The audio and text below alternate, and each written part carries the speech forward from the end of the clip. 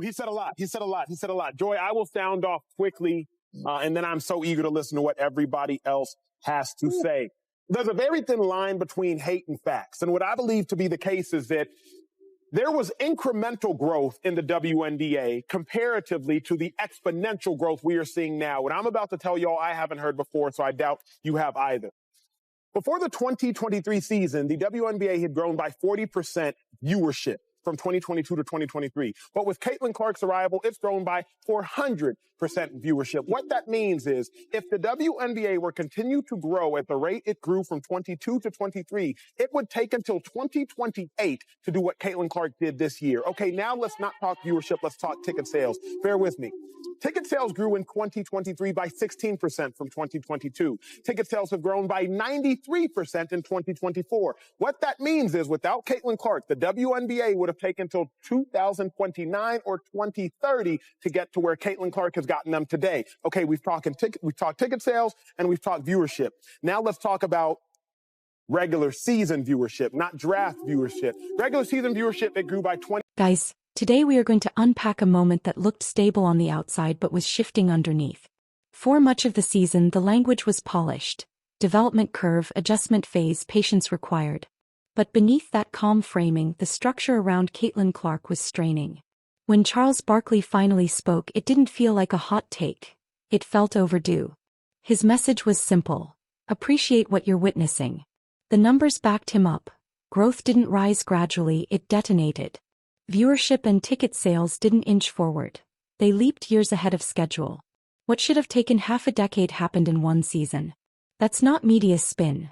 That's measurable impact, rewriting timelines in real time. This game, she was chosen, like Joy said, and there's nothing you can do about that. And that's crazy. Like, everything y'all are saying, you know what that means? She's the GOAT. Y'all just giving GOAT facts. You just talking about nobody's really watching. Now they watching. Right? You get chartered planes now? Like, come on. The things you said, the things you just said, that's GOAT behavior. That's GOAT stats. And then everybody hates on the GOAT. Think about it, right? It was a time where everybody loved Michael Jordan. It was a time where people started hating on Michael Jordan, right? Was he gambling too much? Was this and that third? You talk about LeBron James. I mean, we already know his path. Kobe Bryant. When you to go to some people hate on it. Magic Johnson. Right?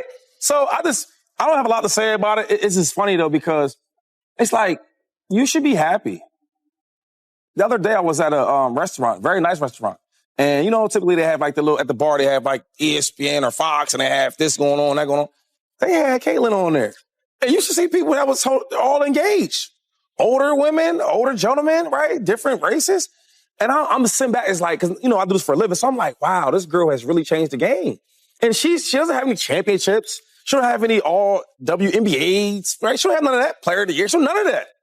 She's just really, really nice. She went from college to being nice. Now I'm in the pros and now I'm uplifting the game. And we all should be thankful. I go to the barbershop. That's the biggest talk show ever is the barbershop, right? Especially in the hood. They talk about little LeBron and the Lakers. They talk about little Jason Tatum and the Celtics. You know what else they talking about? Little Kyrie Irving and Luka. But the last and maybe the biggest conversation is Caitlin Clark. And not only that, like, these teams... Guys, now this is where the story moves beyond data and into culture. Arenas weren't just louder when she played.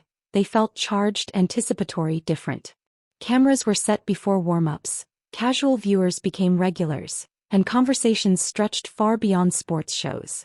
Internally, that spotlight created tension. Some embraced it, others questioned it. The USA basketball decision didn't quiet the moment. It intensified it. Then came the crossover effect. NBA platforms, restaurants, barbershops, all engaged in the same discussion. That's when it became clear this wasn't a rookie narrative. It was a shift in hierarchy. The audience chose, and once fans decide, the structure adjusts around them.